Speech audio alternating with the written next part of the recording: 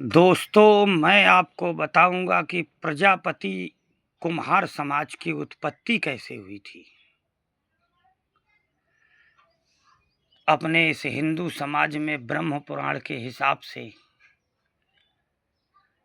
ब्रह्मा पुत्रों में अंगिरा, अनादि, मारीची, मनु, दक्ष, कश्यप, नारद, अत्रि, सनक, सनंदन, सनत कुमार। 10 मानस पुत्रों में 3 ब्रह्मचारी थे। सब 7 पुत्रों से सृष्टि की रचना हुई थी। इनमें ब्रह्मा पुत्रों में एक पुत्र दक्ष प्रजापति महाराज भी हुआ करते थे। महाराजा दक्ष, जिनकी राजधानी कनखल हरिद्वार में पाई जाती थी, ये कनखल के राजा हुआ करते थे। एक बार गंधर्व लोक के राजा गंधर्व सेन ने अपने यहाँ पर एक यज्ञ का आयोजन किया था। उस यज्ञ में सभी देवी देवताओं को बुलाया गया। यज्ञ भी चालू हो गया, मेहमान भी आ गए, लेकिन राजा गंधर्व सेन के पास कोई ऐसा पात्र नहीं था जिसमें आए हुए अतिथियों को भोजन कराया जा सके। गंधर्व सेन महाराज ने राजा दक्ष महाराज से प्रार्थना किया। राजा दक्ष महाराज ने भगवान विष्णु के दिए हुए चक्र को चाक का रूप दिया। ब्रह्मा के जनेऊ को धागे के रूप में इस्तेमाल किया गया तथा शिव के सोंटे को घुमाने वाले डंडे के रूप में इस्तेमाल किया गया। तीनों ही चीजों की सहायता से राजा दक्ष महाराज ने बहुत सारे पात्र बनाकर तैयार कर दिए। बड़ा ही सुंदर कलश बनाकर तैयार किया। राजा दक्ष की इस कृति को देखकर सभी देवी देवताओं ने एक सम्मान के साथ राजा गंधर्व सेन कहने लगे, राजा दक्ष, आपने हमारी और हमारी प्रजा की पत रखी है, इसलिए आज के बाद आपका नाम प्रजापति महाराजा दक्ष होगा। वहां से राजा दक्ष महाराज को प्रजापति की उपाधि दी गई थी। दोस्तों, राजा दक्ष महाराज की कई पुत्रियां चंद्र को ब्याही गई थीं। राजा दक्ष महाराज की पुत्री सती भगवान शंकर को ब्याही गई थी। एक बार देवराज इंद्र के दरबार में राजा दक्ष महाराज पहुंचे। दक्ष महाराज के सम्मान में सभी लोग खड़े हो जाया करते थे, लेकिन भगवान शिव ने सोचा कि इनकी पुत्री हमारे लिए ब्याही है, मैं क्यों इनके सम्मान में खड़ा हो जाऊं। भगवान शिव बैठे रहे। इस बात से क्रुद्ध होकर राजा दक्ष महाराज ने जब अपनी राजधानी कनखल में यज्ञ का आयोजन किया, उस यज्ञ में भगवान शिव को निमंत्रण नहीं दिया। सती बिना निमंत्रण ही अपने पिता के यज्ञ में पहुंच गई। वहां माता सती ने देखा कि सारे देवी देवताओं के लिए स्थान है, लेकिन भगवान शंकर के लिए कोई स्थान नहीं था।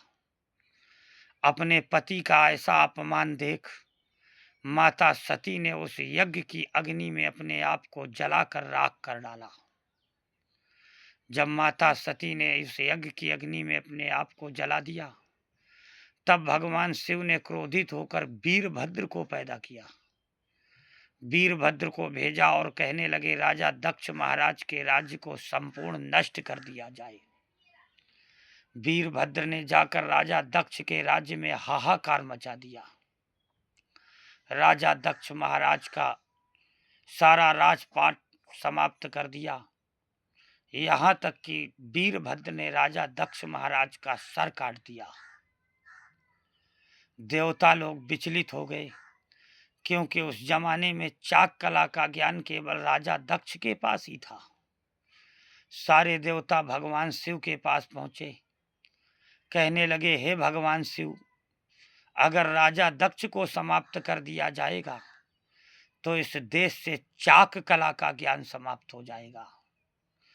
देवताओं की आरजू मिन्नत सुनकर भगवान शिव ने राजा दक्ष को जीवित किया, लेकिन एक श्राप दे दिया कि राजा दक्ष, तूने राजपाट के अहंकार में आकर मेरा तथा मेरी पत्नी सती का अपमान किया है, इसलिए राजा दक्ष, आज के बाद तुम राजा नहीं रहोगे। तुम्हारी आने वाली शाखाएं, मेरी पत्नी सती तुम्हारे राज्य में राख हो गई, यानी कि मिट्टी में मिल गई। आगे आने वाली तुम्हारी पीढ़ी के लोगों को मिट्टी का कार्य करना पड़ेगा। राजा दक्ष महाराज का राज्य समाप्त हुआ।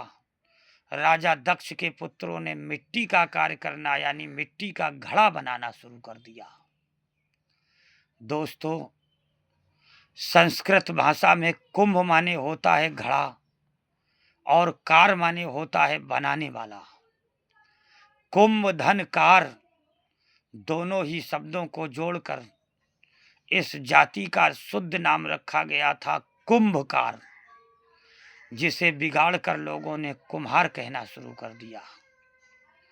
इस जाति की कई शाखाएं और गोत्र हैं, जैसे इनमें गोले हैं, महार हैं, हथेलिया हैं, बर्धिया हैं, मूर्तिकार हैं, ताम्रकार हैं, राजकुम्हार हैं। इस तरीके से इस जाति की 7 शाखाएं बना दी गई। बात अच्छी लगी हो तो प्रजापति भाइयों कमेंट करके मेरा हौसला जरूर बढ़ाना, और ऐसी बातें जानने के लिए चैनल को सब्सक्राइब जरूर करना। धन्यवाद।